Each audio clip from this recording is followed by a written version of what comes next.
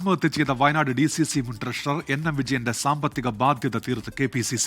വിവാദങ്ങൾക്കൊടുവിൽ Sultan Bathery urban ബാങ്കിലെ 60 ലക്ഷം രൂപയുടെ കുടിശ്ശിക അടച്ചു തീർത്തു. കോൺഗ്രസ് നേതൃത്വം കൈയൊഴിഞ്ഞു എന്ന കുടുംബത്തിന്റെ പരാതിക്കിടെയാണ് KPCCയുടെ നടപടി. NM വിജയന്റെ കുടുംബത്തോട് പാർട്ടി വാക്കുപാലിച്ചെന്ന് കൽപ്പറ്റ MLA T സിദ്ദിഖ് പ്രതികരിച്ചു.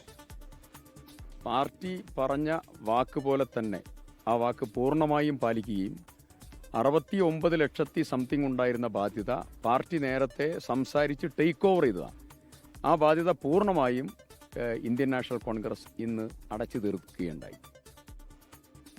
എന്നാൽ ഔദ്യോഗിക അറിയിപ്പ് ലഭിച്ചിട്ടില്ല എന്നാണ് NM വിജയന്റെ കുടുംബത്തിന്റെ പ്രതികരണം. പാർട്ടി പറഞ്ഞ തീയതികൾ അത് കഴിഞ്ഞപ്പോഴാണ് പരസ്യ പ്രതികരണം നടത്തേണ്ടി വന്നത് എന്ന് NM വിജയന്റെ മരുമകൾ പത്മജ പ്രതികരിച്ചു.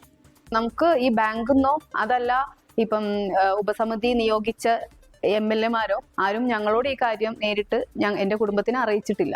ഞങ്ങൾക്ക് ഞങ്ങളുടെ പട്ടയം എടുത്തു തരണം, എടുത്തു തന്നേ പറ്റുള്ളൂ. കാരണം അത് അച്ഛൻ വ്യക്തമായിട്ട് പറഞ്ഞിട്ടുണ്ട്, പാർട്ടിക്ക് വേണ്ടി വെച്ചിട്ടുള്ള ബാധ്യതയാണ് എന്നുള്ളത്. അതുകൊണ്ട് അത് ഞങ്ങൾക്ക് കിട്ടേണ്ടത് എൻ്റെ കുടുംബത്തിന്റെ ആവശ്യമാണ്. സെപ്റ്റംബർ 30-ന് അപ്പുറത്തേക്ക് നമുക്ക് പോകാൻ കഴിയില്ല. അതാണ് അവസ്ഥ. വയനാട്ടിൽ നിന്നിപ്പോൾ സുർജിത്ത് അയ്യപ്പത്ത് ചേരുന്നുണ്ട് വിവരങ്ങളുമായി. സുർജിത്ത്, 60 ലക്ഷം ഇപ്പോൾ അടച്ചു തീർത്തിരിക്കുന്നു KPCC. ഈ കോൺഗ്രസ് നേരത്തെ ഉറപ്പ് നൽകിയ വേറെ ബാധ്യതകൾ ഇനിയുണ്ടോ സുർജിത്ത്?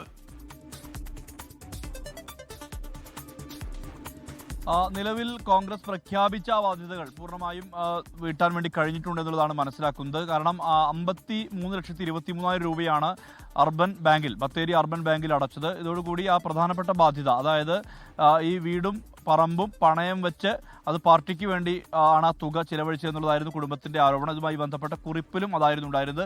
പക്ഷേ കഴിഞ്ഞ ജൂൺ മാസത്തിനകം തന്നെ തുക നൽകി തീർക്കും, ഉപാധികൾ വീട്ടും, കടമെല്ലാം വീട്ടും എന്നുള്ള ഉപാധി വെച്ചിരുന്നു. പക്ഷേ അത് പാലിക്കാൻ നേതാക്കൾ തയ്യാറാകാത്ത സാഹചര്യത്തിലാണ് മാധ്യമങ്ങളോട് ഇത് പറയേണ്ടി വന്നത് എന്നുള്ളതായിരുന്നു NM വിജയന്റെ മരുമകളായ പത്മജയുടെ വാദം. എന്തായാലും ഇതുമായി ബന്ധപ്പെട്ട് തിരക്കിട്ട ചർച്ചകൾ കഴിഞ്ഞ ദിവസങ്ങളിലായി നടന്നു. കഴിഞ്ഞ ദിവസം KC വേണുഗോപാലിന്റെ സാന്നിധ്യത്തിൽ സണ്ണി ജോസഫ് ഉൾപ്പെടെ പങ്കെടുത്ത DCC നേതൃയോഗം ചേർന്നു. ഈ യോഗത്തിന് ശേഷം സണ്ണി ജോസഫ് നടത്തിയ പ്രഖ്യാപനമാണ് പാർട്ടി ബാധ്യത ഏറ്റെടുക്കുമെന്ന് പറഞ്ഞിരുന്നു. അത് പാർട്ടി പാലിക്കും എന്നുള്ള കാര്യത്തിൽ കൃത്യമായ രീതിയിൽ നിലപാട് പങ്കുവയ്ക്കുന്ന ഒരവസ്ഥയാണ് ഉണ്ടായത്. അത് പാലിക്കുന്ന തരത്തിലേക്ക് തന്നെ കോൺഗ്രസ് നേതൃത്വം എത്തി എന്നുള്ളത് തന്നെയാണ് നമുക്ക് കാണാൻ കഴിയുന്നത്. അതേസമയം ഇതുമായി ബന്ധപ്പെട്ട ഔദ്യോഗികമായ വിവരങ്ങൾ ലഭിച്ചിട്ടില്ല എന്നുള്ളതാണ് പത്മജയുടെ പ്രതികരണം വന്നിരിക്കുന്നത്. ഇങ്ങനെ ഒരു പരസ്യ പ്രഖ്യാപനത്തിലേക്കും പരസ്യമായി പറയേണ്ടി വന്ന അവസ്ഥ എന്ന് പറയുമ്പോൾ അത് കോൺഗ്രസ് നേതാക്കൾ വാക്ക് പാലിക്കാൻ തയ്യാറാകാത്തൊരു സാഹചര്യത്തിലാണ് സമരപ്രഖ്യാപനമടക്കം ഉണ്ടായിട്ടുള്ളതെന്നുള്ളതാണ് വ്യക്തമാകുന്ന കാര്യം. എന്തായാലും ഇനി ഒക്ടോബർ 2-ാം തീയതി ഈ വായ്പ തിരിച്ചടച്ചില്ലെങ്കിൽ സമരം, DCC ഓഫീസിനും സമരം എന്നുള്ള പ്രഖ്യാപനമാണ് പത്മജ ആലോചിച്ചിരുന്നത്. ഇനി എന്ത് നിലപാടാകും ഇതിനകത്ത് സ്വീകരിക്കുക എന്നുള്ളതാണ് വ്യക്തമാക്കേണ്ട കാര്യം. മാത്രമല്ല ഈ ബാങ്കിൽ ഇന്നാണ് ഇതുമായി ബന്ധപ്പെട്ട തുക എത്തിയത്. ഇതോടുകൂടി ആ പ്രധാനപ്പെട്ട വായ്പകൾ, അതായത് ഇവരുടെ പ്രധാനപ്പെട്ട ബാധ്യതകൾ അത് തീരുന്ന വിധത്തിലുള്ള ഒരു ഇടപെടൽ കോൺഗ്രസിന്റെ ഭാഗത്തുനിന്ന് ഉണ്ടായിട്ടുണ്ട്. അടുത്തടുത്ത് ഉണ്ടായ ചില സംഭവങ്ങൾ അതവിടെ കോൺഗ്രസിനെ പ്രതിരോധത്തിലാക്കുകയായിരുന്നല്ലോ DCC. അപ്പോൾ ഈ വിഷയത്തിൽ ഒരു പരിഹാരം ഉണ്ടാകുമ്പോൾ കുറച്ച് ആശ്വാസമല്ലേ കോൺഗ്രസിന് അവിടെ സുർജിത്ത്? തീർച്ചയായും ഉന്മേഷ് താങ്കൾ സൂചിപ്പിച്ച പോലെ തന്നെ ആണ് കാര്യങ്ങൾ. കാരണം ഇതുമായി ബന്ധപ്പെട്ട് വലിയ രീതിയിലുള്ള വിമർശനം ഉയരുന്ന ഒരു പശ്ചാത്തലം ഉണ്ടായിരുന്നു. വലിയ പ്രതിരോധം പാർട്ടിക്ക് ഉണ്ടാക്കിയതായിരുന്നു NM വിജയന്റെ ആത്മഹത്യയും ഒപ്പം തന്നെ ഈ NM വിജയന്റെയും മകന്റെയും ആ ഒരു ആത്മഹത്യ എന്ന് പറയുന്നത് വലിയ രീതിയിലുള്ള പ്രതിരോധം ജില്ലയിലെ കോൺഗ്രസിനെ സംബന്ധിച്ച് വലിയ പ്രതിസന്ധിയായി മാറുന്ന ഒരു സാഹചര്യം ഉണ്ടായിരുന്നു. ഇതിനിടയിൽ തുടർച്ചയായി ആത്മഹത്യകൾ വരുന്ന ഒരവസ്ഥ, ആത്മഹത്യാ ശ്രമം ഉണ്ടാകുന്ന ഒരവസ്ഥ, ഇതെല്ലാം വലിയ പ്രതിരോധത്തിലായിരുന്നു പാർട്ടി.